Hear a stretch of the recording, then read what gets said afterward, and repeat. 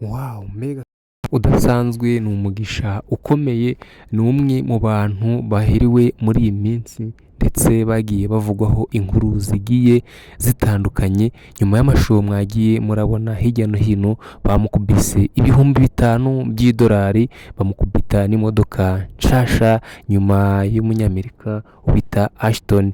Nyuma y'amashusho yagiye akwirakwira yirukanka mu bigogwe, ayandi muyabona yirukankana n'amafarashi, ubwo baje kuba yahura n'uyu musore bahuriye ku rubuga rwa Instagram yigana uyu musore w'umunyamerika, yaje bakaza kuba bazungurukana hirya no hino mu bihugu bimwe na bimwe byo muri Afurika, yaje kugira gutya ayibonera amahirwe. Rero uyu Umunyamerika nyuma y'urugendo rurerure bamaze iminsi bari gukora, nk'uko muri kugenda muri kubibona, yaje kugira gutya ashimira uwo bita Kagarara nk'uzwi ku mazina ya Ukwizera Enoki, aravuga ati nyuma y'iminsi tumaze tugendana, nyuma y'igihe tumaze turi kumwe hamwe n'uyu muhinde muri kugenda mubona mu mashusho agiye atandukanye, ubwa mbere yahaye uyu muhinde imodoka nk'uko mwagiye mubibona, none ubu ngubu aravuga ati rero ndimo ndasubira mu gihugu cyanjye, ndasubira mu gihugu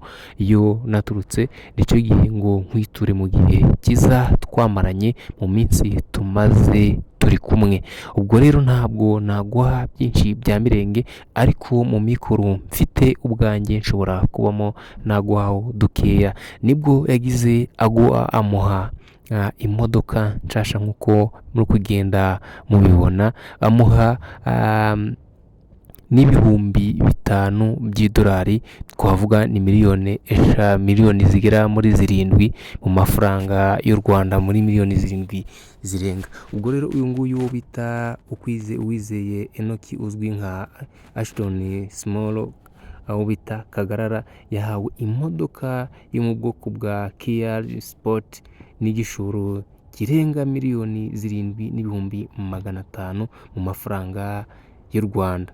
N'umunyamerika wita Ashton Hall wamuhaye aya mafaranga bitewe n'imbuga nkoranyambaga uko bagiye bazibyaza umusaruro, kubera ko gukora siporo zidasanzwe no kubaka umubiri, ndetse kuko muri kubibona mu minsi yashize niho yagize guca agera hano mu gihugu cy'u Rwanda, bageze ejo hashize, ubwo bageraga batemberana hirya no hino, bagera muri stade bajya gusura ingagi ndetse n'ahandi henshi hagiye batandukanye, yagiye ahura n'abasitari bagiye batandukanye. Mwabonye yuko yahuye na The Ben, ahura ndetse aza no kuba yamurapira amukubitiraho akapera.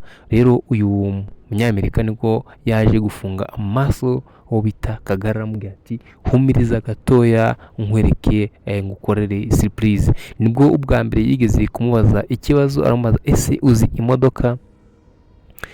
Undi arasubiza ati ntayo nzi ariko nayigera. Ese ufite perime? Aravuga ati ntayo nzi. Ubwo nibwo Ashton Hall niwo yahise avuga ati ngomba gukorera surprise. Ubwa mbere yabanje yabikorera uriya Munyamerika, uriya Muhinde bari kugendana muri iyi minsi, ni nkaho ari we uruhagarariye igihugu cy'Ubuhinde. Nawe buriya yubatse umubiri, n'ubu mubona ari muto ariko nawe arimo neza. Ubwo rero niho yavuze ati Kagarara nawe ntago uhindura ubuzima birenze, ariko mfite surprise nshobora kuba nagukorera. Nk'uko mwagiye mubibona mu mashusho agiye atandukanye, rero niho yagiye amugurira imodoka imeze neza. Kagarara iza kumurenga ashimira Imana. So nawe rero nta hantu Imana itagukura, ubuzima bwose waba uri kumwe uyu munsi, ejo ushobora guhinduka nawe ukaba umuntu ukomeye. Kagarara yatangiye yigana uyu Munyamerika wita Ashton Hall, yirukanka kwa kundi imodoka ziba ziri kwiruka, akirukankana nazo ndetse agakora siporo buri mu gitondo akabyerekana. Ni umuhate n'umurava. Niho yagiye guca atangira kugenda yandikirana n'uwo bita Ashton Hall ukorera muri Amerika nk'uko muzwi ku mbuga nkoranyambaga. Kuri Facebook akurikiranwa na miliyoni 6 cyangwa se miliyoni 6, naho kuri Instagram akurikirwa na miliyoni 18 zose. Urukumva ni abantu benshi cyane, no kuri YouTube afite abantu benshi bamukurikira hano ku mbuga nkoranyambaga ndetse ku isi yose. Muzi yuko uyu munyamerika akunzwe ku rwego rwo hejuru, akunzwe cyane. So utitaye rero, Kagarara yagiye amenyekana cyangwa se yigaragaza mu buryo bugiye butandukanye, yerekana yuko n'abantu babana n'ubumuga cyangwa se bafite ubumuga ko bashoboye kuba bakora bikagera kure ndetse bigafata indi ntera. Yagiye yereka ababandi bakorera iyo hasi, ndetse yerekana yuko izi mbuga nkoranyambaga, izi social media, ko ushobora kuba wazibyaza umusaruro uramutse uzifashe neza, ko ushobora kuba wabyaza umusaruro yaba Facebook, yaba Instagram, yaba ndetse urubuga rwose ushobora kuba ukoresha, kuba ushobora kuba warubyaza umusaruro. Urabona yuko Kagarara yarukoresheje neza, atitaye muri hahiye cyangwa se n'izindi mbuga nkoranyambaga, na kwa kundi wumva yuko ibihuha bishobora kuba bicuruza, we urubuga rwe yarukoresheje neza, none rwaje kumubyarira umusaruro.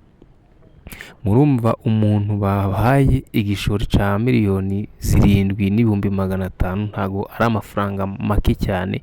Harimo business irenze n'imodoka yo kugendamo, urumva ni amafaranga menshi. Hano mu Rwanda hari abantu benshi bakihijwe n'izi mbuga nkoranyambaga, weho kandi nawe ufite smartphone ushobora gutangira ku kantu gato, ikintu cyose ufite ushobora kuba wakibyaza umusaruro. Muno nagiye nerekana uburyo wafungura YouTube channel, uburyo wafungura Facebook, uburyo WhatsApp ndetse n'indi social media ushobora kuba wabyaza umusaruro. We ikintu busabwa, nyandikira muri comment kubwire uko nawe ushobora kuba wabyaza imbuga nkoranyambaga nawe uzibyaze umusaruro. Anytime ntago uzi aho amahirwe yawe ari, ntago uzi ko ushobora kuba wayibyaza umusaruro mu buryo bumwe cyangwa ubundi, nawe ejo n'ejo bundi ikabasha kuba yakugirira akamaro. Nico giye kugira ngo nawe uyibyaze umusaruro.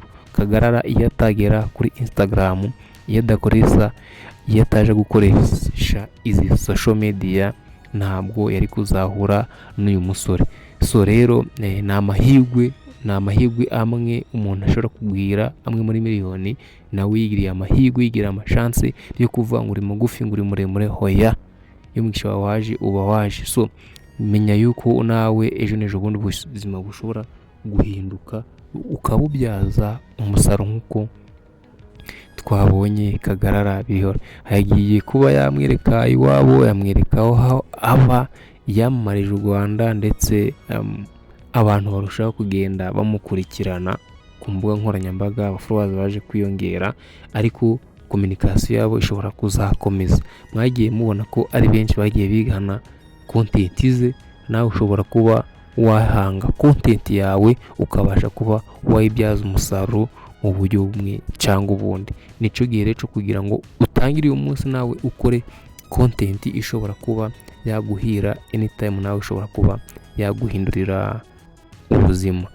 Rero nico gihe ngo Kagarara natwe tumushyigikire, tumwereke yuko tumuri inyuma nk'abanyarwanda, tumwereke urukundo, ndetse nawe niba ufite impano gerageza uyigaragaze, nawe ushobora kuba yakubyarira umusaruro. Ese weho wumva yuko ari iyihe content ushobora kuba wakora, cyangwa se ari uruhe rubuga ushobora kuba wabyaza umusaruro?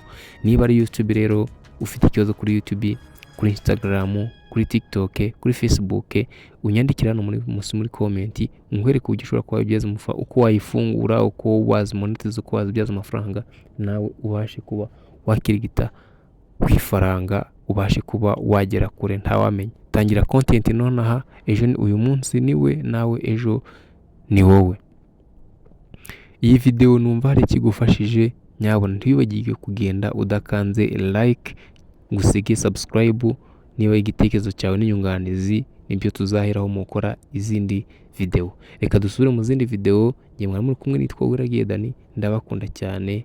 Hasta la vista. Mbifurije namwe kugira amahirwe n'imigisha, ndetse no kuronka mukabona ibyiza n'imigisha bikabagirirwaho. Dusubire mu zindi video, bye bye.